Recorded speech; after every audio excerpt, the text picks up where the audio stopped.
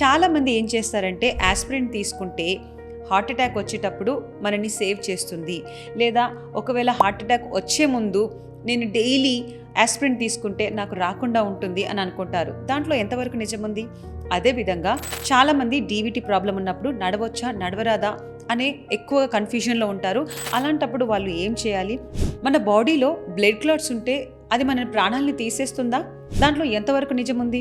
Varicose veins అనేటివి only cosmetic, అంటే ఒక అందానికి సంబంధించిన ప్రాబ్లం లానే చూడొచ్చా, లేదా దానికి వెనకాల ఇంకేమైనా సీరియస్ హెల్త్ ప్రాబ్లమ్స్ ఏమైనా ఉంటాయా? సో ఇలాంటి ఇంట్రెస్టింగ్ ఫ్యాక్ట్స్ గురించి ఈరోజు జరిగిన పాడ్కాస్ట్లో డాక్టర్ శ్రీధర్ దేవ్ గారు మాట్లాడడం జరిగింది. సో మీరు తప్పకుండా ఈ పూర్తి పాడ్కాస్ట్ని చూసి మీ అభిప్రాయాన్ని తెలియజేయండి.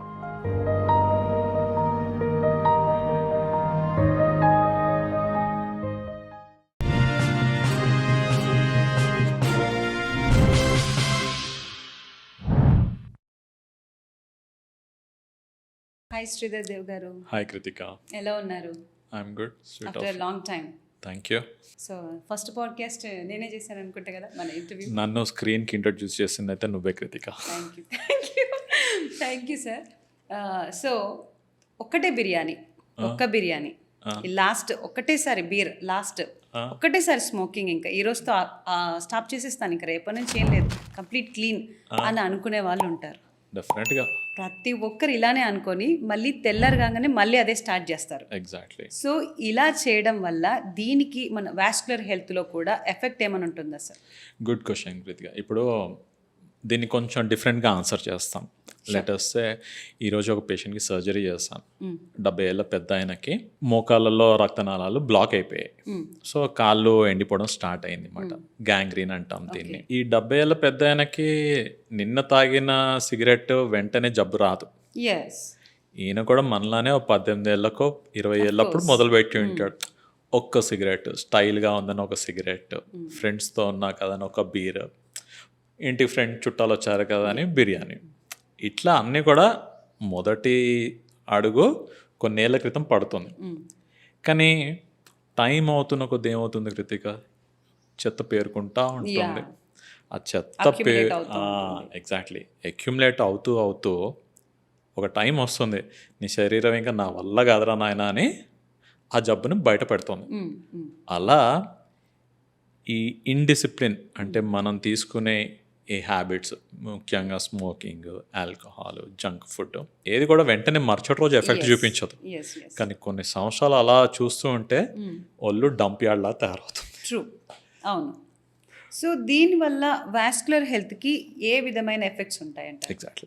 ఇప్పుడు చూడు, నువ్వు ఎగ్జాంపుల్ బీట్రూట్ జ్యూస్ ఏమైనా తాగావు అనుకో, ఒక 1 అవర్ తర్వాత యూరిన్ పాస్ చేసినప్పుడు యూరిన్ డార్క్ కలర్గా వస్తుంది. ఓకే, అంటే దాని అర్థం ఏంటి? నువ్వు నోట్తో తిన్నది నీ బ్లడ్లో సర్క్యులేట్ అయ్యి కిడ్నీస్ ద్వారా వస్తుంది. అంటే నువ్వు ఏది తిన్నా సరే అదంతా నీ బ్లడ్లో సర్క్యులేట్ అవుతుంది. సో నువ్వు చెత్త తిన్నావు అనుకో, చెత్త సర్క్యులేట్ అవుతుంటుంది. ఎందులో సర్క్యులేట్ అవుతుంది? రక్తనాళాల్లో సర్క్యులేట్ అవుతుంది. సో ఈ చెత్త ఏం చేస్తుంది? ఆ గోడలకు మెల్లిగా అతుక్కుంటుంది. సింపుల్గా చూడు కృతిక, ఎప్పుడైనా మనం వాష్రూమ్స్లో కానీ ఇంట్లో పైప్స్లో కానీ కొన్ని సంవత్సరాలకి దానికి చుట్టూరు సున్నంలాగా తరుక్కుంటుంది, కాల్షియం తగులుతుంది హార్డ్ వాటర్ ఉన్నప్పుడు. అట్లా అది ఎందుకు? వాటర్లో కాల్షియం, మినరల్స్ ఇవన్నీ ఎక్కువ ఉన్నప్పుడు ఆ హార్డ్ వాటర్ వలన ఆ పైప్స్ మెల్లిగా బ్లాక్ అయిపోతాయి. సేమ్ థింగ్ మన శరీరం కూడా. మనం ఈ ఆయిల్ ఫుడ్స్, చెత్త తిన్నప్పుడు, స్మోక్ చేసినప్పుడు ఫస్ట్ ఈ లైనింగ్ అన్నది పాడైపోతూ ఉంటుంది. లైనింగ్ పాడయ్యి ఆ రక్తనాళం మెల్లిగా మూసుకుపోతూ ఉంటుంది. సో ఎప్పుడైతే మూసుకుపోతుందో ఆ రక్తం ఏ ఆర్గన్కి వెళ్ళాలో ఆ రక్తానికి ఆ ఆర్గన్కి ఆ రక్తం అందదు. ఉదాహరణకి మెదడుకి వెళ్ళే రక్తనాళాలు, మెడలో బ్లాక్ అయిపోయింది అనుకో, మెదడుకి రక్తం వెళ్ళదు, అప్పుడు పక్షవాతం వస్తుంది, స్ట్రోక్ వస్తుంది. కాళ్ళకి వెళ్ళాల్సిన రక్తనాళం, ఆ రక్తనాళం బ్లాక్ అయింది అనుకో, గ్యాంగ్రీన్లు వస్తాయి. అందరికి తెలిసింది హార్ట్ అటాక్. గుండెకి కూడా రక్తం వెళ్ళాల్సిందే. ఆ 3 రక్తనాళాల్లో ఎప్పుడైతే కొవ్వు, చెత్త పేరుకుంటుందో ఆ రక్తం బ్లాక్ అయిపోతుంది, గుండె నొప్పి వస్తుంది. అప్పుడు స్టెంట్ వేస్తాం. అందరికీ స్టెంట్ అనగానే గుండెనే గుర్తొస్తుంది. కానీ ఇందా చెప్పినట్టు ఈ చెత్త చెదారం తినడం వల్ల ఒంట్లో ఏ రక్తనాళం బ్లాక్ అవ్వచ్చు? అవును, ఆ బ్లాక్ అయితే స్టెంట్ వేయడానికి నా దగ్గరికి రావాల్సిందే. Okay. End of the day ప్రతి ఒక్కరు మిమ్మల్ని కన్సల్ట్ అవ్వాల్సిందే. అందరు అవసరం లేదు, చెత్త చెదరం తిని అస్సలు డిసిప్లిన్ అందరు లేకపోతే తింటున్నారు కదండి, సి చాలా మంది ఇదే ఫాలో అవుతున్నారు. అంటే అందరిని అనద్దు కృతిక పాపం. ఇప్పుడు ఈరోజు బిర్యానీ తిన్నాను అనుకో, మరుసటి రోజు నువ్వు కొంచెం బ్రేక్ఫాస్ట్ స్కిప్ చేసి గట్టిగా ఒక 1 అవర్ వర్కౌట్ చేసి చేస్తే నీ శరీరం కొంచెం తట్టుకుంటుంది. ఉన్నారు అలాంటి వాళ్ళు, ఉంటారు, మంచి వాళ్ళు ఉన్నారు, ఇంకా కొంచెం మంది ఉన్నారు. అంటే ఇప్పటికి నువ్వు రోడ్ మీద వెళ్ళావంటే కనీసం 100లో 10 మంది అన్నా ఫిట్ కనిపిస్తారు. ఓకే, చలో 80-90 మంది వదిలేద్దాం, కనీసం అంటే 10 మంది అయితే ఉన్నారు. సో ఇంకొంతమంది ఉంటారు, ఒక బిర్యానీ కదా, అండ్ ఈ ఒక బిర్యానీ కొందరు నెలకు తింటారు, కొందరు రోజు తింటారు. నెలకు అనుకోని శరీరం కొంచెం ఛాన్స్ ఇస్తుంది, చలో వీడు మరీ అంత చెత్త ఎక్కువ వేయట్లేదు కదా, వర్కౌట్ చేస్తున్నాడు కదా అని చెత్త పేరుకోదు. కానీ రోజు వేస్తున్నాం అనుకో, ఆ బాడీ క్లియర్ చేయడానికి అవ్వదు, కొవ్వు పేరుకుంటుంది. కొవ్వు రక్తనాళాల్లోనే కాదు, నడుం చుట్టూరా, మొహం చుట్టూరా, మెడ చుట్టూరా, అన్ని చోట్ల పేరుకుంటుంది. అందుకే ఇప్పుడు చూసా అనుకో, అందరు మంచిగా రౌండ్ కూడా కనిపిస్తారు. అవునవును, ట్రూ.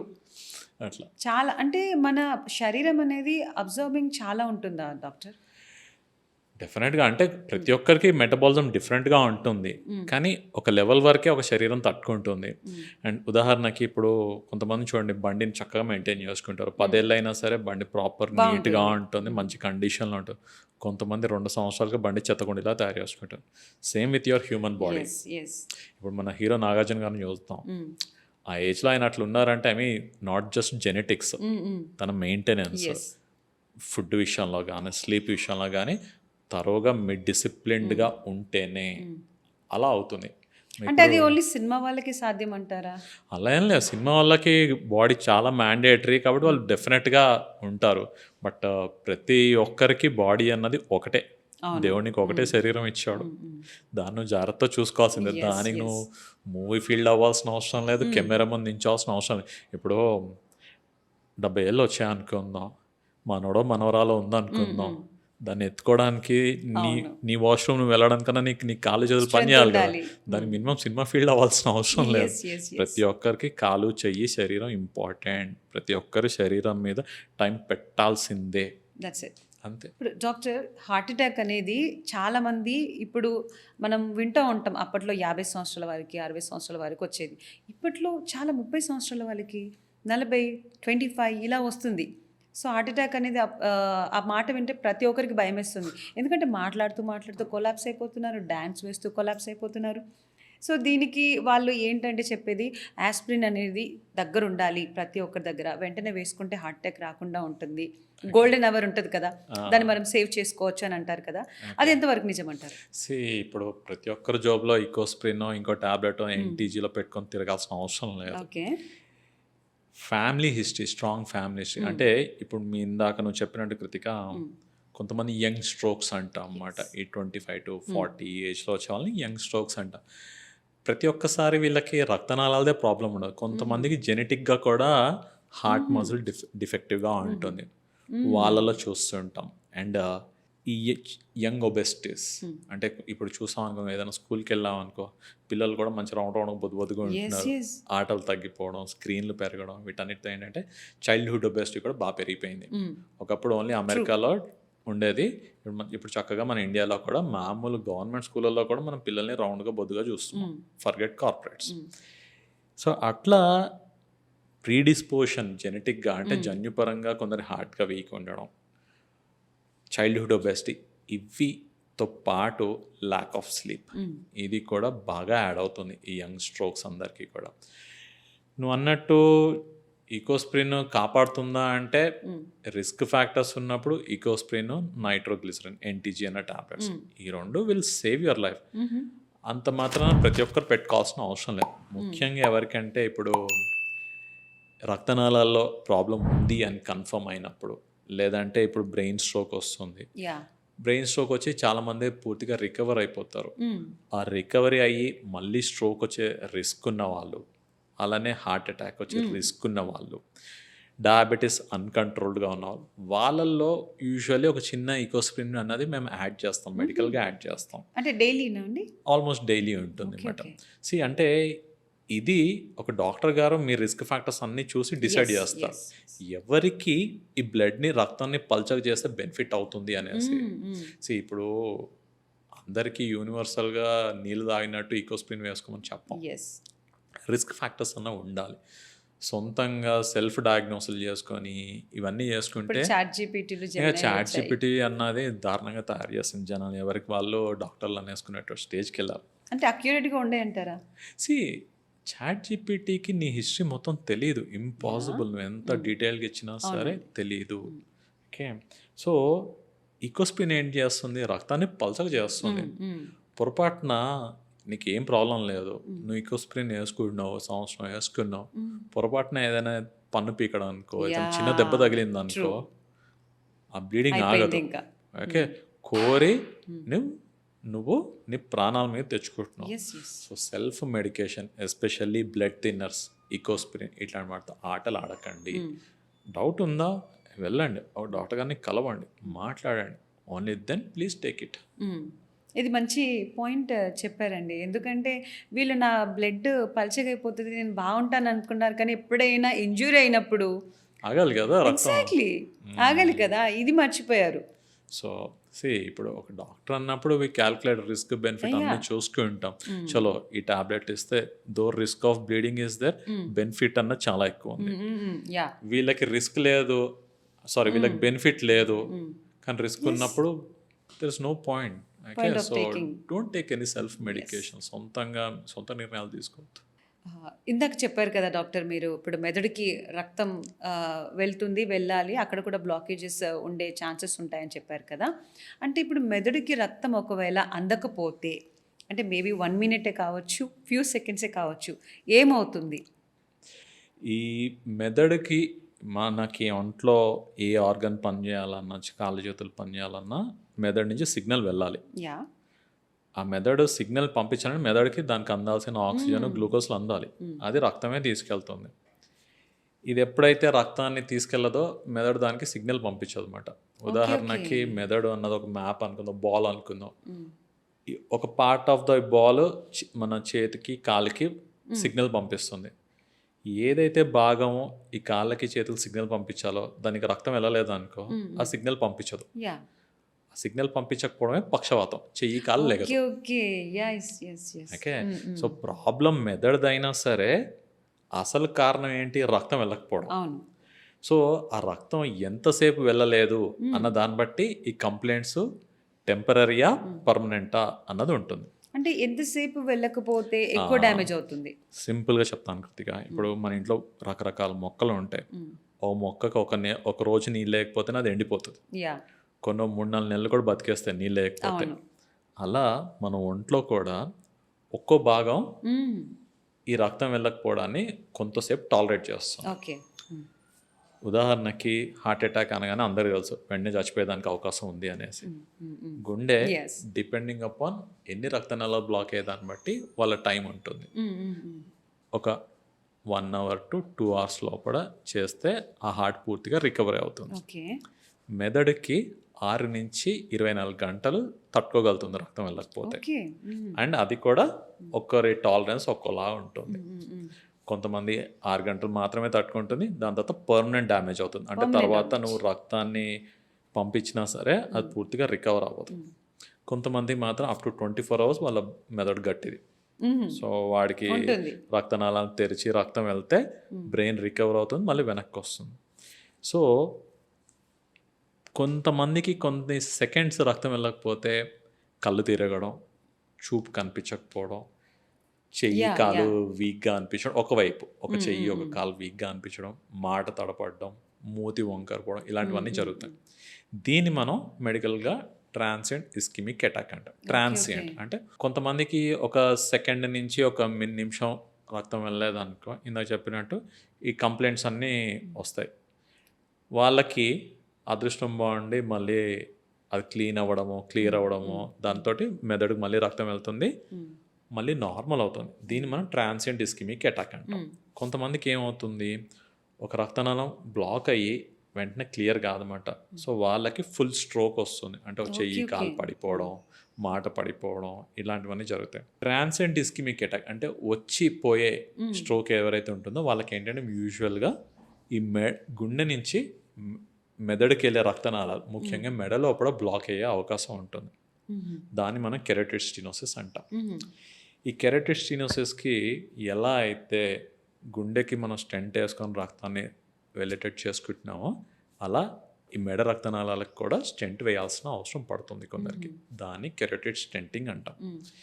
అంటే హార్ట్లో వేయడం విన్నాం కానీ ఇక్కడ కూడా వేస్తారా? ఒంట్లో ప్రతి భాగానికి వేయచ్చు. ఓకే. హార్ట్లో వేసేది కార్డియాలజిస్ట్, మిగతా రక్తనాళాలన్నిటికీ ఇంటర్వెన్షన్ రేడియాలజిస్ట్ మేము వేస్తాం అన్నమాట. అంటే ఈ స్టెంట్కి ఆ స్టెంట్కి ఏమైనా డిఫరెన్స్ అనేది అంటే బేసిక్ ఫంక్షనాలిటీ ఒకటే ఉంటుంది కృతిక. అంటే స్టెంట్ అన్నది ఇప్పుడు మనం ఒక రక్తనాళాన్ని బెలూన్తో తెరుస్తాం, తెరిచింది మళ్ళీ మూసుకోకుండా ఉండేదానికి దానికి స్ట్రక్చరల్గా సపోర్ట్ ఇచ్చేది ఈ స్టెంట్. అది గుండెలో వేస్తే కార్డియాక్, మెదడులో న్యూరో, కాళ్ళలో వేస్తే పెరిఫరల్, చేతుల్లో కూడా పెరిఫరల్. ఇలా ఏ భాగానికైతే రక్తం వెళ్ళట్లేదో ఆ రక్తనాళం తెరిచి అది పర్మనెంట్గా తెరుచుకొని ఉండడానికి ఈ స్టెంట్ వేస్తాం. అండ్ ఈ స్టెంట్ వేయగానే అక్కడ కథ ముగిసిపోలేదు, అక్కడ నా జాబ్ అయిపోతుంది. దాని తర్వాత నేను నీకు ఇన్స్ట్రక్షన్స్ చెప్తాను. స్మోకింగ్కి దూరంగా ఉండండి, ఆల్కహాల్కి దూరంగా ఉండండి, రోజు ఎండకి వెళ్ళండి, టైంకి తినండి, టైంకి పడుకోండి, ఆల్కహాల్ అవాయిడ్ చేయండి, ఇవన్నీ చెప్తాను. షుగర్ స్ట్రిక్ట్ కంట్రోల్లో పెట్టుకోవాలి. ఎందుకంటే ఒక్కసారి ఒక రక్తనాళం డ్యామేజ్ అయితే ఇవన్నీ జాగ్రత్తలు తీసుకోకపోతే మళ్ళీ బ్లాక్ అయ్యేదానికి రిస్క్ అన్నది హై ఫ్యాక్టర్. సో ఈ రక్తం పల్చగే ట్యాబ్లెట్స్ ఆల్మోస్ట్ స్టెంట్ వాడిందా జీవితకాలం రక్తం పల్చగే ట్యాబ్లెట్ వాడాల్సిందే. ఓకే. అండ్ స్టెంట్ అయిపోగానే ఇక కంప్లైంట్స్ లేవు కదా అని కొంతమంది పేషెంట్స్ ఓ 3 నెలలకు 6 నెలలకు వాళ్ళ సొంత నిర్ణయంతో ఆస్పిరిన్ ఆపేస్తారు. ఇందాక చెప్పిన వాళ్ళు అతివృష్టి, అవసరం లేకపోయినా ఆస్పిరిన్ వేసుకుంటారు. ఇది అవసరం ఉన్నా సరే కొంతమంది ఆపేసుకుంటారు, కోరి మళ్ళీ జబ్బులు తెచ్చుకుంటారు. సో అట్లా రెండు కూడా తప్పే. మనకి అవసరం లేకుండా వేసుకోవాల్సిన అవసరం లేదు, అవసరం అయినప్పుడు దాన్ని ఆపేయకూడదు. ఏదన్నా సరే ఒక డాక్టర్ని కలవండి. ఇండియాలో బోల్డ్ మంది డాక్టర్లు ఉన్నారు. ఓకే. సో ఎవరో ఒక డాక్టర్. అంటే వాళ్ళు ఏం ఆలోచిస్తున్నారంటే ఒక్కసారి మెడికేషన్ తీసుకుంటే అలవాటు అయిపోద్ది బాడీకి అలా అని చెప్పేసి ఉంటుంది కదా అండి. అక్కడ అలవాటు కాదు, అక్కడ అవసరం. అలవాటు వేరు, అవసరం వేరు. అది ఆల్కహాల్ కాదు, అది మెడిసిన్. ఆ మెడిసిన్ వేరు, ఈ మెడిసిన్ వేరు. అంటే ఇప్పుడు మీరు అన్నారు కదా స్మోకింగ్ చేయొద్దు, ఆల్కహాల్ తీసుకోవద్దు అని చెప్పేసి. అంటే ఒకవేళ వాళ్ళు దాన్ని బ్రేక్ చేస్తే దేన్ని బ్రేక్ చేస్తారు? అంటే ఆల్కహాల్ మేము ఎప్పుడప్పుడు తీసుకుంటున్నాము, ఎప్పటికి తీసుకోవట్లేదు కదా అని చెప్పేసి అలా మళ్ళీ దానికి వాళ్ళు తీసుకున్నారు అనుకోండి. ఇందాకే చెప్పాను కృతిక, ఏది తీసుకున్నా నీ రక్తంలో తిరుగుతూ ఉంటుంది. అండ్ నువ్వు స్మోక్ చేసినా అది రక్తంలో తిరుగుతుంది, ఆల్కహాల్ తీసుకున్నా రక్తంలో సర్క్యులేట్ అవ్వాల్సిందే. అంటే ఆల్రెడీ నీకు స్టెంట్ పడింది, కొంచెం డ్యామేజ్ ఉంది, దాని పక్కన మళ్ళీ వెళ్ళి ఆల్కహాల్ అతుక్కుంటుంది, స్మోకింగ్ అతుక్కుంటుంది, మళ్ళీ బ్లాక్ అవుతుంది. అంటే మీరు వినే ఉంటారండి, ఎంతమంది చెప్తాను మా డాక్టర్ బాగా చెప్తాడు, వాళ్ళకేంటి ఎన్నో చెప్తారు, ఇప్పటి వరకు నేను ఒక్కటి ఫాలో కాలేదు, నాకే బాగానే ఉన్నాను కదా అని అంటారు కదా, వాళ్ళకి మీరు ఏం చెప్తారు? ఇప్పుడు ఎవడో ఒకడు అదృష్టంతో మన దురదృష్టాన్ని పోల్చుకోవద్దు, అస్సలు పోల్చుకోవద్దు.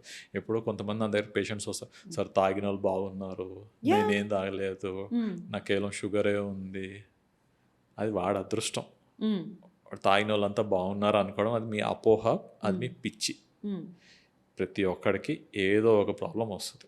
ఎప్పటికైనా సరే smoking, alcohol are injurious to your health. 2 గాజులు కాదు, 2 ఇల్లులు ఉంటే 2 ఇల్లులు కూడా అమ్ముకోవాల్సిందే. ఓకే. అండ్ 2 గాజులు అమ్ముకున్నంత మాత్రాన ప్రాణాలు, కాళ్ళు, చేతులు నిలవవు. You might lose them forever. Okay. So చెప్పిన మాట వినాలి. డాక్టర్ మీరు ఇందాక చెప్పారు బ్రెయిన్కి సర్టెన్ టైం వరకు సప్లై లేకపోతే అది సస్టైన్ అవ్వగలుగుతుంది ఫ్యూ అవర్స్, హార్ట్కి వచ్చేసరికి ఒక ఫ్యూ మినిట్స్ 1 అవర్ అలా. అలా కాకుండా ఏదైనా మన పార్ట్కి మన బాడీలో ఇన్స్టెంట్గా మనని కిల్ చేసేయడానికి ఏదైనా అవకాశం ఉందంటారు? ఏదైనా ఆర్గాన్ ఫెయిల్ అవ్వడం కానివ్వండి, వెంటనే సంథింగ్ యాక్షన్ అయిపోవడం బాడీలో. ఇందాక చెప్పినవన్నీ ఏంటి కృతిక, రక్తం వెళ్ళకుండా ఆ పైపు బ్లాక్ అయిపోయింటే ఆ ఆర్గాన్ పని చేయకపోవడం అన్నది మనం ఇందాక మాట్లాడుకున్నాం. ఇప్పుడు ఏంటంటే కొన్ని రక్తనాళాల జబ్బులు ఉంటాయి. అవి ఎలా అంటే రక్తనాళమే ఉబ్బిపోతుంది, బెలూన్ అయిపోయి ప్రెషర్కి అది పగిలిపోతుంది. ఓకే. అంటే ఇప్పుడు చూడు ఒకసారి మనం చూస్తుంటాం రోడ్ మీద ట్యాంకులు పగిలిపోతాయి. కొన్నిసార్లు వాటర్ పైప్ బ్లాక్ అయిందనుకో మన ఇంటికి నీళ్ళు రావు. అవును. అదే పైప్ పగిలిపోయిందనుకో రోడ్ మీద అంతా కూడా పోతుంది. నీళ్ళు పోతాయి. అట్లా కొన్నిసార్లు మన ఒంట్లో ముఖ్యంగా ఈ హై బీపీ ఉన్న పేషెంట్స్కి, అన్కంట్రోల్ డయాబెటీస్ ఉన్న పేషెంట్స్కి, వీళ్ళందరికీ ఏంటంటే ఈ బీపీ అన్నది కరెక్ట్గా ఉండకపోవడం వల్ల కొన్నిసార్లు ఈ రక్తనాళాలు బెలూన్ ఉబ్బినట్టు సాగిపోతాయి. అండ్ బెలూన్ సాగినప్పుడు ఏమవుతుంది, మనం చిన్న రంధ్రం పెడితే ఫట్ మన పగిలిపోతుంది. ద సేమ్ వే ఈ రక్తనాళాలు కూడా సాగిపోతాయి. దాన్ని మనం అన్యూరిజం అంటాం. అన్యూరిజం అంటాం మెడికల్గా. ఈ అన్యూరిజం అన్నది డిపెండింగ్ అపాన్ పేషెంట్ అదృష్టం, మెదడులో రావచ్చు, కొందరికి కడుపులో రావచ్చు, మిగతా శరీరంలో ఎక్కడైనా రావచ్చు. మెయిన్గా చెప్పినట్టు blood pressure, high BP is the most common thing. కొంతమందికి ఎందుకు వచ్చిందో పాపం తెలియని కూడా తెలియదు. సో కొంతమందికి మెదడులో బ్రెయిన్ అన్యూరిజం అంటాం. పాపం వీళ్ళకి ఒకసారి టైం కూడా ఉండదు. అన్యూరిజం పగిలిందనుకో వెంటనే ఫిట్స్ రావడం, కొంతమంది నిమిషాల్లో ప్రాణాలు కోల్పోవడం కూడా చూస్తుంటాం. ఇది హార్ట్ అటాక్ అంటే డెడ్లీ లాగా ఉంది కదండి. హార్ట్ అటాక్ నీకు టైం ఇస్తుంది కృతిక. పాపం ఇవైతే టైం కూడా ఇవ్వవు. కొంతమంది on spot with in minutes they'll die. And what happens, sir? అంటే ఇప్పుడు ఏం లేదు, ఇప్పుడు మన బ్రెయిన్ అన్నది కవర్డ్ విత్ అవర్ స్కల్. చుట్టూరు ప్రొటెక్షన్ కోసం బోన్స్ అన్నీ ఉంటాయి అన్నమాట. అండ్ ఉదాహరణకి మెదడు ఒక 200 grams ఉందాం అనుకుందాం. వాల్యూమ్ అంటే మెదడులో దాని చుట్టూరు ఉన్న ఫ్లూయిడ్స్ ఇవన్నీ కలుపుకొని 250 ml వరకు అకామిడేట్ చేస్తుంది. ఎప్పుడైతే ఒక రక్తనాళం పగిలి ఈ రక్తం అంతా బయట కూరుతుందో ఈ 200 ఇంటర్నల్ బ్లీడింగ్. సో ఈ 200 స్పేస్లో ఇంకో 100 ml బ్లడ్ వచ్చింది అనుకో, అది 300 అవుతుంది. అంటే 200 స్పేస్లో 300 స్పేస్ ఇరికించాల్సి వచ్చినప్పుడు బ్రెయిన్ విల్ గివ్ అవే. అవి వచ్చేసి మన ఊపిరి తీసుకునే సెంటర్స్ మీద, రెస్పిరేటరీ సెంటర్స్ మీద, దేని మీదన్నా సరే ప్రెషర్ పడింది అనుకో, that is how man will collapse. And ఇదే రక్తనాళం మెదడులో కాకుండా కొంతమంది పాపం పొట్టలో ఉబ్బిపోతుంది. దాన్ని మనం అయోటిక్ అన్యూరిజం అంటాం.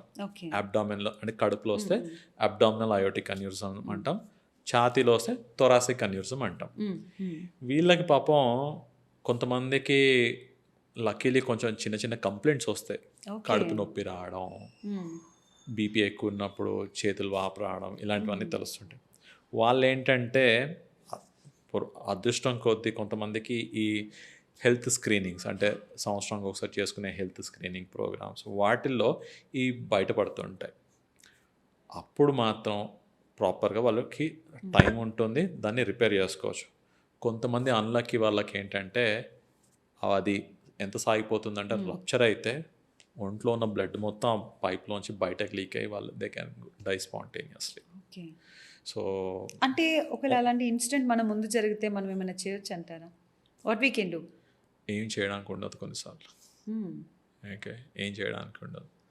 సో పెద్దవాళ్ళు ముఖ్యంగా బీపీ అన్కంట్రోల్డ్ ఉన్న వాళ్ళు, ఫ్యామిలీ హిస్టరీ ఉన్న వాళ్ళు, అంటే ఇప్పుడు కొంతమందికి ఫ్యామిలీ హిస్టరీ ఉంటాం, వాళ్ళలో మాత్రం ఏంటంటే మిగతా ఫ్యామిలీ మెంబర్స్ వాళ్ళు రెగ్యులర్గా స్క్రీనింగ్స్కి వెళ్ళడం, తరచుగా అల్ట్రాసౌండ్ చేయించుకొని దాని సైజ్ ఎంత ఉందో మానిటర్ చేసుకోవడం, వీళ్ళకి ఈకోస్ప్రిన్ పెడతాం అన్నమాట కంపల్సరీ. ఎందుకంటే ఎప్పుడైతే రక్తనాళం సాగుతుందో దాంట్లో రక్తం కొంచెం స్టేసిస్ ఉంటుంది, అంటే కొంచెం నిలువ ఉంటుంది. నిలువ ఉన్నప్పుడు ఈ రక్తం గడ్డ కట్టేదానికి అవకాశం ఉంటుంది.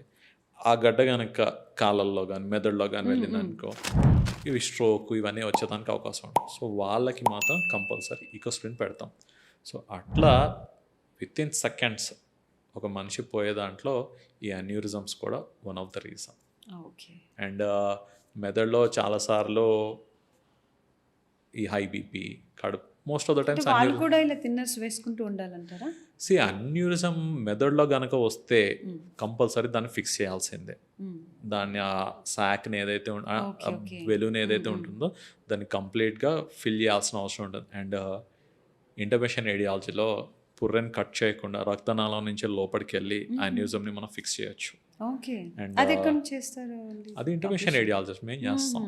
ఓకే, అంటే ఇప్పుడు గుండెకి స్టెంట్ వేయడానికి ఎలా అయితే ఒక చేతి రక్తనాళం తోడు రక్తనాళం చేస్తున్నామో అలానే మెదడుకి కూడా మేము అదే చేతుల్లోంచి కాళ్ళలోంచి పైకి వెళ్ళి ఏదైతే అన్యూరిజం ఉందో వితౌట్ బ్రేకింగ్. అండ్ ఎంత బ్యూటిఫుల్గా వస్తుందంటే పేషెంట్ని యూజువల్లీ 1 or 2 daysలో డిశ్చార్జ్ కూడా చేసేయచ్చు. వాళ్ళకి ప్రొసీజర్ అయినట్టు సర్జరీ అయినట్టు వాళ్ళకి నాకు తప్పేసి ఇంకెవరు తెలియని కూడా తెలియదు. ఓకే. సో అంత నీట్గా మనం ఈ ఇంటర్వెన్షన్ రేడియాలజీ ద్వారా బ్యూటిఫుల్గా ట్రీట్మెంట్ చేయొచ్చు. డాక్టర్, ఇప్పుడు షుగర్ ఉన్న వాళ్ళకి చాలా మటుకు చూస్తూ ఉంటాం, కాళ్ళ దగ్గర చాలా డ్యామేజ్ అయిపోతుంది, అంటే పుండు ఎక్కువగా అయిపోతుంది, చూడలేం దాన్ని అసలు, దగ్గర కూడా వెళ్ళాం, ఎందుకంటే చాలా ఫాల్ స్మెల్ కూడా వస్తుంది. కొంతమంది ఏం చేస్తారంటే డాక్టర్స్ తీసేయమన్నారు, యాంపిటేషన్ అని చెప్తారు, కాళ్ళు తీసేయాలంటారు. అంటే కాళ్ళు తీసేయమంటే కంప్లీట్గా అక్కడి నుంచి నరికేస్తారా, అంటే మొత్తం కాళ్ళు తీసేస్తారా, అంటే ఏం చేస్తారు అసలు, ఎందుకు దాన్ని ట్రీట్ చేయలేదు? సో కృతిక, ఎప్పుడైనా సరే గోడ్తో పోయేదాన్ని గోడ్తోనే పోనివ్వాలి, గొడ్డల వరకు తెచ్చుకోకూడదు. ఓకే. ఓకే, అంటే ఈ షుగర్ ఉన్న పేషెంట్స్ ఎప్పుడు కూడా వాళ్ళని కాళ్ళని జాగ్రత్తగా చూసుకోవాలి. ఎందుకంటే ఈ కాళ్ళ వేళ్ళు ఏవైతే టోస్ ఉంటాయో వీటికి అన్నిటికన్నా మన గుండె నుంచి అత్యంత దూరంగా ఉన్నాయి, they are far off. So గుండె నుంచి రక్తం దానికి రీచ్ అయ్యే పైప్స్ అన్ని క్లీన్గా ఉంటేనే ఆ వేళ్ళ వరకు రక్తం వెళ్తుంది. అంటే ఎక్కడ బ్లాక్ ఉన్నా సరే ఫస్ట్ ఆ వేళ్ళు వెళ్ళిపోతాయి, వేళ్ళకి రక్తం తక్కువ అవుతుంది. ఎన్ని రోజులు డ్యామేజ్ ఉంటే దాన్ని బట్టి దాని మీద పుండు పడ్డామా అక్కడి నుంచి డ్యామేజ్ స్టార్ట్ అవుతుంది. ఫస్ట్ తిన్నగా ఈ ఫౌల్ స్మెల్లింగ్, అంటే చాలా వాసన వచ్చే పుండ్లు కానీ మొత్తం నల్లగా అయిపోయిన కాళ్ళు అలా మొదలవుతుంది.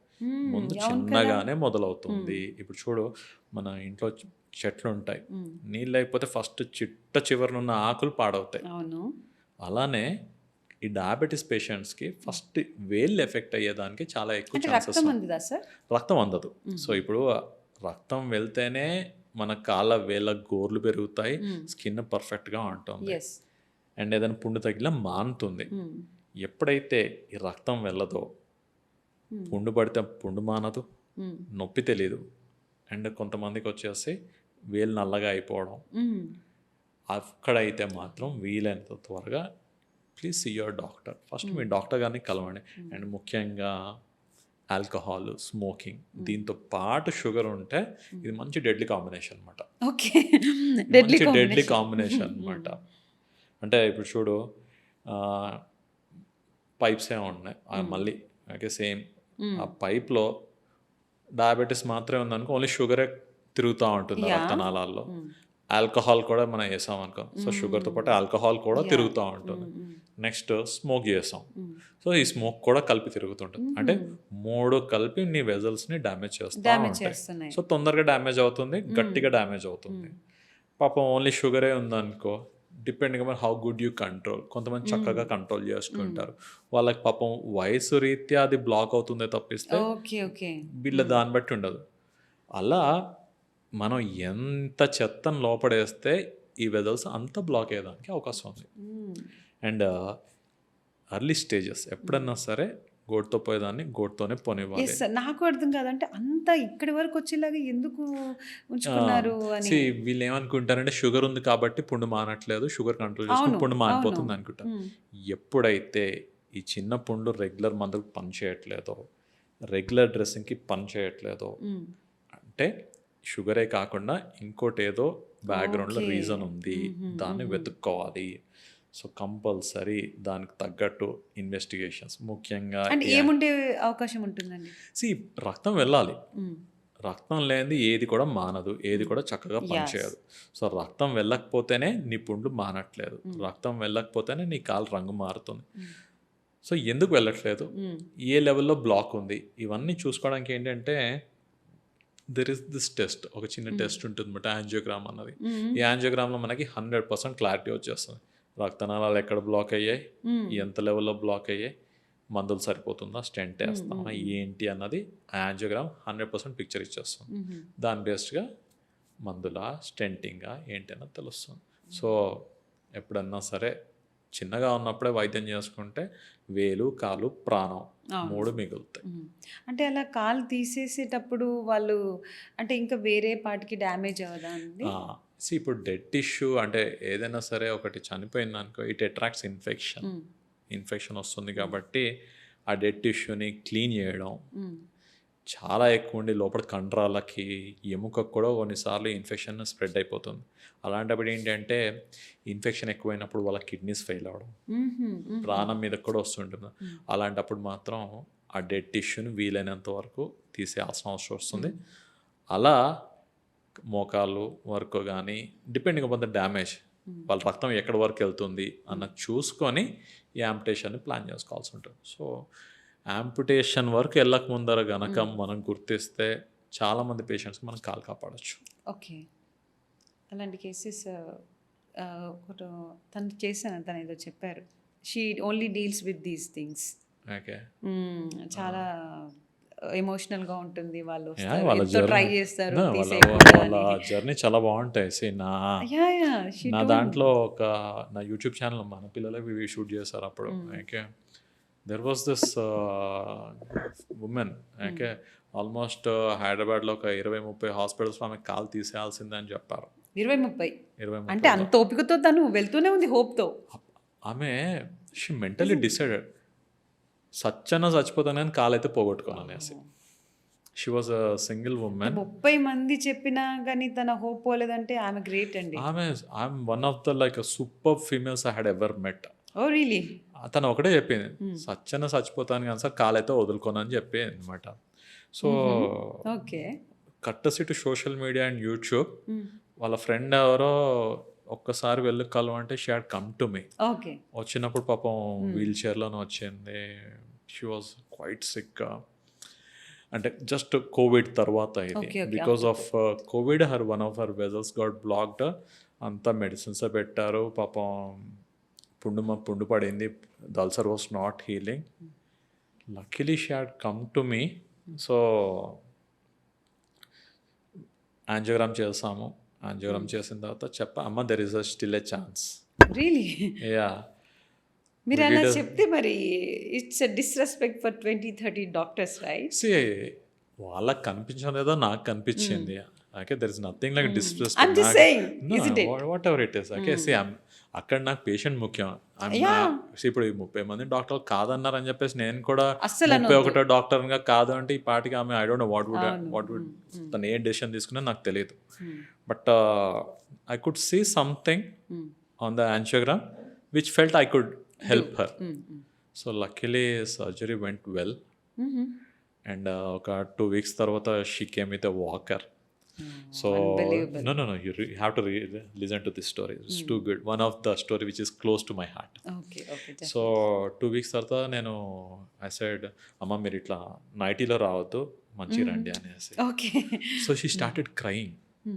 సార్ నేను రోజు చక్కగా తయారై వెళ్తాను సార్ ఆఫీస్కి, నెక్స్ట్ టైం నేను అట్లానే వస్తాను అనేసి. సో ఒక 1 month తర్వాత she came full well dress, మొత్తం గోల్డ్ పువ్వులు అన్నీ పెట్టుకొని చక్కగా తయారయ్యారు అనమాట. Now she sends me photos. తను తిరుపతికి నడుచుకొని వెళ్ళింది, అవి అని ఫొటోస్ పంపిస్తాయి madam. It gives me like immense pleasure. Wow. ఎందుకంటే Kritika she was a single woman. అంటే మొత్తం ఫ్యామిలీని తనే సపోర్ట్ చేసుకొని తన ఫైనాన్సెస్ మేనేజ్ చేసుకొని షీ అచీవ్డ్ ఏ పొజిషన్. ఆ పొజిషన్ వచ్చిన తర్వాత పోస్ట్ కోవిడ్ ఇది రావడము ఎట్లా అంటే తను చెప్పింది ఒకటే, సార్ నాకు ఇంట్లో లైట్ వేసుకోవడం కూడా కుదరలేదు sir. That was her pain point. అంటే నడవడం ఇవన్నీ సెకండరీ, కానీ ఇంట్లో దీపం పెట్టుకోలేకపోయాను, ఇంట్లో లైట్ వేసుకోకపోయాను. సో అంటే మన బాడీలో ఒక పార్ట్ పోతుందంటే it's not a simple thing కదండి. అస్సలు కాదు. డెఫినెట్గా కాదు. ఇప్పుడు రజనీకాంత్ చెప్పినట్టు దేవుడు నీకు ఇచ్చిన అత్యంత బెస్ట్ ఫ్రెండ్స్ నీ కాళ్ళు చేతులు, వాటిని జాగ్రత్తగా కాపాడుకోవాలి. ఓకే, సో అందుకనేసి తనకి కోవిడ్ కాంప్లికేషన్ వచ్చింది, యాక్సెప్టబుల్. బట్ కొంతమంది కోరి అంటే స్వయంకృతం మన అలవాట్లతోటి జబ్బులు తెచ్చుకొని అక్కడ వరకు తెచ్చుకుంటారు. అండ్ వాళ్ళొక్కలే కాదు, మొత్తం ఫ్యామిలీ ఎఫెక్ట్ అవుతుంది. అవును. బట్ ఐ వాంట్ సే, అంటే 30 డాక్టర్స్ని చూసి కన్సల్ట్ అయ్యి వాళ్ళు చూడలేంది మీరేం చూడగలిగారు? అంటే మీరేం చెప్తారు అంటే వాళ్ళు ఎక్కడ మిస్ అయ్యారని చెప్పేసి? అంటే దెర్ ఆర్ ఫ్యూ సైన్స్, అంటే టెక్నికల్గా కొన్ని సైన్స్ ఉంటాయి అన్నమాట.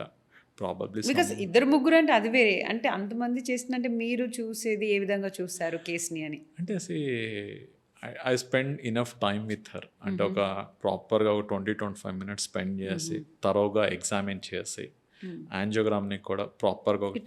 ఛాలెంజ్ అంటే టెక్నికల్ ఛాలెంజ్ కాదు, I wanted to give her life. Okay, ఇప్పుడు అది మందులతో తగ్గుతుందా, స్టెంటింగ్తో తగ్గుతుందా, ఇవన్నీ తర్వాత. ఇప్పుడు కొంతమంది పేషెంట్స్ నా దగ్గరికి వచ్చినప్పుడు if it is not done by me, అంటే నేను చేసేది కాదనుకో, I know people who does the best for them, వాళ్ళ దగ్గర పంపించేస్తాను. ఓకే అక్కడ ego, Yes, professional yes. Things Saving ఇవన్నీ the తర్వాత patient. Saving someone's limb, saving someone's life అప్పుడు ఇన్వాల్వ్ చేయాల్సిందే. Yeah. సో ఈ పర్టికులర్ పేషెంట్కి వచ్చేసి ఐ వాజ్ అరే అంటే I could see some signs, అంటే చదువుకున్న దాన్ని మొత్తం అన్ని Yes, అప్లై yes, చేసి యాంజియోగ్రామ్స్ ఇవన్నీ జాగ్రత్త చూసుకున్నప్పుడు I felt still there is a chance. Okay, complete గా గ్రేజ్ అనాటమీలా చేసినట్టు చేశారా? అలా వెళ్ళిపోయారా అలాంటి? అంటే ఆల్మోస్ట్ అలానే cinematic, almost cinematic. But because అక్కడికి వచ్చే కేసెస్ అలానే ఉంటాయి. అంటే ఇప్పుడు ఎగ్జాక్ట్లీ కృతిక, ఇప్పుడు కొన్నిసార్లు ఈజీ కేసెస్ వస్తాయి, కొన్నిసార్లు కాంప్లెక్స్ కేసులు వస్తాయి. ఎంత కాంప్లెక్స్ కేసెస్కి మనం ఎంత ప్రామిస్ చేయగలుగుతాము అవన్నీ కూడా మనం డెసిషన్స్ తీసుకోవాల్సి ఉంటుంది. అండ్ ద థింగ్ వచ్చేసి ఏంటంటే పేషెంట్ ఎక్స్ప్లెనేషన్ మనం ఎక్స్ప్లెయిన్ చేయాల్సిందే. అంటే ప్రతి ఒక్కరికి they want a good body, they want to save their limbs. Sometimes ఏమవుతుందంటే the commit a stage where it is irreparable. Okay, already permanent damage జరిగిపోయి ఉంటుంది. I don't give a false promise to them, false hope ఇవ్వడానికి ఉండదు. Sugar కోటింగ్లో ఏమైనా చెప్పచ్చు, భయపెట్టచ్చు, ఏమైనా చేయొచ్చు. But keeping them as close to the reality, అంటే ఇప్పుడు వాళ్ళ ఎక్స్పెక్టేషన్స్ని రియాలిటీకి ఎంత దగ్గరగా ఉంచితే అంత మంచిగా ఉంటుంది వాళ్ళ results. Okay, so that patient like one of my అంటే ఇప్పుడు నేను చేయడం ఒకటి, ఆమె శరీరం సహకరించడం ఒకటి, తన డెసిషన్ తీసుకోవడం ఒకటి. ఇప్పుడు అదే పేషెంట్ అనుకోవచ్చు 25 మంది చెప్తే లేని వీడు చెప్పాడు. 25 మంది కాదండి, ఇక 2-3 డాక్టర్స్ చెప్తే నిజంగా చాలా మంది హోప్ కోల్పోతారు. అంత స్ట్రాంగ్ పవర్ విల్ పవర్ ఆమె అలా పెట్టుకొని ఉండడం కూడా హెల్ప్ చేస్తుందేమో. ఇక్కడ మోరల్ ఆఫ్ ద స్టోరీ చూడు కృతిక, నేను సర్జరీ చేస్తాను, తన will power is a very strong thing. అంటే ఆమె చెప్పింది, సార్ చచ్చిపోతాను కానీ కాలైతే మాత్రం పోగొట్టుకోను, ఎందుకంటే మీ దగ్గర తీసుకొచ్చింది. అంటే ఇఫ్ సార్ మీ జీవితంలో ఒక 10 మంది గట్టి ఆడపిల్లల్ని ఎవరు చూసారంటే she's one of them. Okay, అంటే అంత విల్ పవర్ చాలా మందికి ఉండదు. It's great story sir. ఎందుకంటే చాలా వేరే క్లయింట్స్ని నేను కూడా మాట్లాడినప్పుడు చూస్తాను కాబట్టి వాళ్ళు లిటరలీ ఆ ఒక్క కాల్ తీసేసారని డిప్రెషన్లోకి వెళ్ళిపోయిన వాళ్ళు కూడా. ఇప్పుడు నువ్వు దిస్ స్ట్రాంగ్ విల్ ఉంది, కొంతమంది నా దగ్గర అబ్బాయిలు వస్తారు వారికోసిల్ అనే condition. When I take their consultation, I usually lock the room so that no one comes inside. ఎందుకంటే they keep they say their private things. కొంతమంది ఏడ్ చేస్తారు, కొంతమంది డిప్రెషన్, కొంతమంది have even attempted suicide also because of this. అంటే పాపం అంటే చిన్నప్పటి నుంచి కూడా ఎవడన్నా అబ్బాయి ఏడుస్తుంటే ఏంద్ర ఆడపిల్లలాగా ఏడుస్తున్నావు అంటారు. పాపం అబ్బాయి అయినా సరే పాపం వాడికి ఫీలింగ్స్ ఉంటే బాధ వచ్చినప్పుడు ఏడిస్తే తప్పలేదు అన్నట్టు ఇంకా యాక్సెప్ట్ చేయట్లేదు వాడు. అదే ఎస్, నా కన్సల్టేషన్ రూమ్లో ఐ హ్యాడ్ సీన్ ఎవ్రీథింగ్.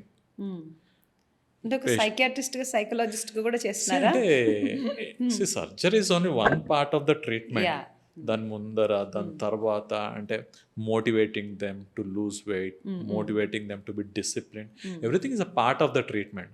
ఇప్పుడు ఒక ట్రీట్మెంట్ అయిపోగానే ఇంకా that's not one stop solution, ఇంకా అయిపోయింది అన్నాకు ఉండదు. దాని తర్వాత తీసుకోవాల్సిన జాగ్రత్తలు కానీ అవన్నీ కూడా ఇంపార్టెంట్. ఎస్పెషల్లీ మెన్స్ హెల్త్కి వచ్చేసి ఇందాక చెప్పినట్టు నా కన్సల్టేషన్లో కొంత అబ్బాయిలు ఏడ్ చేస్తారు పాపం. ఎందుకంటే వాడు టెస్టిస్ దగ్గర పెయిన్ ఉందనేసి ఎవరికి చెప్పుకోలేడు, పేరెంట్స్గా చెప్పుకోలేరు. After a certain age they won't open. ఫ్రెండ్స్కి చెప్తే ఎవడేం చేసుకుంటారో they'll make fun of them. And ఇంకొక పాపం మొన్న ఒక అబ్బాయి వచ్చాడు, వాడి బాధ ఏంటంటే 4 years నుంచి గర్ల్ ఫ్రెండ్ ఉంది, బికాస్ ఆఫ్ దిస్ వారికోసిల్ వాడికి పెళ్లి చేసుకుంటే పిల్లలు పుట్టకపోతే ఆ పిల్ల నన్ను వదిలేస్తుంది అన్న భయం ఉంది పాపం. అంటే పాపం వీడికి అరే నాకు ఈ వారికోసిల్ ఉందని 5 years గర్ల్ ఫ్రెండ్ కూడా పాపం వాడు చెప్పుకోలేకపోతున్నాడు. So when it comes to fertility, sexual performance, అరే ఎందుకంటే ఇప్పుడు now it is not just marriage or other thing, it involves legal implications also. పెళ్ళైన తర్వాత పిల్ల నన్ను ఏం చేస్తుందో, సూ చేస్తుందో తెలియదు, పిల్లలు పుట్టట్లేదని డివోర్స్ ఇస్తుందో లేదో తెలియదు. నౌ ఈ మెన్స్ హెల్త్ అన్నది కూడా పాపం ఈ అబ్బాయిలు బయటకు రాలేరు, చెప్పుకోలేరు, ఏం చేయాలో తెలియట్లేదు వీళ్ళకి. So when they come for these consultations, first thing I lock the door, make them sit, make them comfortable. Okay. చెప్పు, you tell me what exactly. ఎందుకంటే Kritika, see varicocele is one disease, apart from pain, fertility and other things, men moral కూడా తగ్గిపోతుంది. See ఎందుకంటే వీళ్ళకి morality ఎంత తగ్గుతుందంటే they think erectile dysfunction is also because of varicocele. Okay. Is it? It's not at all. Okay. Erectile డిస్ఫంక్షన్కి వారికోసిల్కి సంబంధం లేదు. పూ fellows ఏంటంటే టెస్టిస్, పెనిస్ పక్కనే, అంటే దాని క్లోజ్ విసినిటీ కాబట్టి ఒకదాని జబ్బు వల్ల ఇంకోటి ఎఫెక్ట్ అవుతుంది. వారికోసిల్ వల్ల ఎరెక్టైల్ డిస్ఫంక్షన్, వారికోసిల్ వల్ల ప్రీమెచ్యూర్ ఎజాక్యులేషన్, ఇవన్నీ అపోహలతోటి they are landing into depression and they are even attempting suicides. అంటే అవేర్నెస్ లేదంటారు. Exactly, it's awareness and lot of confusion. అంటే ఇప్పుడు సోషల్ మీడియా పుణ్యం అని చెప్పేసి కొంతమంది ఫ్యాక్ట్స్ చెప్తున్నారు, కొంతమంది వాళ్ళకి తెలిసింది చెప్తున్నారు, కొంతమంది వాళ్ళు ఊహించుకొని కూడా చెప్తున్నారు. ఓకే, అవును. ఓకే, ఇప్పుడు నేను ఏం మాట్లాడినా సరే there is a scientific reasons behind it. Okay, we have scientific papers behind it which are supporting all these statements. ఈ ఆల్టర్నేట్ మెడిసిన్స్ అని, ఇది తింటే తగ్గిపోతుంది అనేసి, సి ఇప్పుడు అవన్నీ కూడా ప్రివెంటివ్ హెల్త్ కేర్కి బాగుంటాయి. ఏదన్నా రాకుండా ముందర నుంచి మనం జాగ్రత్త తీసుకుంటే బాగుంటుంది. కానీ ఎప్పుడైతే జబ్బు వచ్చేస్తుందో, ప్రాబ్లం వచ్చేసి ఒక సర్టన్ స్టేజ్ ఆఫ్ డ్యామేజ్ జరుగుతుందో, అప్పుడు ఈ simple lifestyle modifications, simple నోట్తో తీసుకునే tablets, they won't help you. Certain level of damage has happened, only a procedure or a surgery will help you. Before that damage happens, you take precautions. అంటే prevention is better than cure, no doubt about it. కానీ ఒక జబ్బు వచ్చి ఒక certain stage వచ్చిన తర్వాత మాత్రం నేను వెయిట్ తగ్గిపోతా, అప్పుడు నేను డైట్ ఫ్రూట్స్ తింటా అంటే మాత్రం కుదరదు. ఇట్ నీడ్స్ డెఫినెట్ ట్రీట్మెంట్ అయిన తర్వాత you follow a discipline lifestyle, weight తగ్గు, ఆల్కహాల్ అవాయిడ్ చేయ, రెగ్యులర్గా వర్కౌట్ చేయి, ప్రాపర్గా sleep, then this will help you. But once a disease comes, it's a certain stage, nothing can be managed. Yes sir, మీరు interventional radiologist and also vascular surgeon కూడా అంటారు కదా, అంటే ఈ రెండింటి మధ్యలో తేడా ఏంటి? సి వాస్కులర్ సర్జన్స్కి ఇంటర్వెన్షన్ రేడియాలజిస్ట్కి తేడా ఏంటంటే కృతిక, సింపుల్గా చెప్పాలంటే నేను ఎక్కడ కూడా బ్లేడ్ పెట్టి కట్ చేయను. కొన్ని జబ్బుల్ని మనం అలా ట్రీట్ చేయగలుగుతాం. ముఖ్యంగా రక్తనాళాలకు సంబంధించిన వాస్కులర్ ఇష్యూస్ అన్నీ కూడా ఎండోవాస్కులర్, అంటే బయట నుంచి నేను కట్ చేసి అనస్థీషియా ఇచ్చి రిపేర్ చేసి కుట్లో వేయడం అవేవి లేకుండా చిన్న సూదితో, we have special tubes, catheters అంటాం అనమాట, అలా రక్తనాళం లోపలించి ఎండోవాస్కులర్ ప్రొసీజర్స్ అన్నీ కూడా ఇంటర్వెన్షన్ రేడియాలజిస్ట్ చేస్తారు. So most of the procedures రక్తనాళాలకు సంబంధించినవి ప్రస్తుతం ఉన్న టెక్నాలజీతోని they can be done endovascular, cut చేయకుండా. ఇప్పుడు చూడు, ఒకప్పుడు హార్ట్ అంటే కంపల్సరీ ఓపెన్ సర్జరీ ఉండేది. తర్వాత ఎప్పుడైతే స్టెంటింగ్ అన్న స్టార్ట్ అయిందో, పొద్దున్నెళ్ళే సాయంత్రం వచ్చేస్తున్నారు, కటింగ్ గిటింగ్ ఏం లేకుండా అవుతుంది.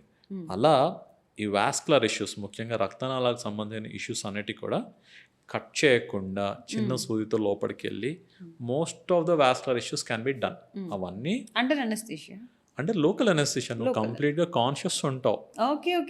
Okay patient. సో దీనివల్ల ఏంటంటే అనస్థీషియా రిస్క్ ఉన్న పేషెంట్స్కి గనక ఈ వాస్కులర్ ఇష్యూస్ వస్తే they can be fixed easily.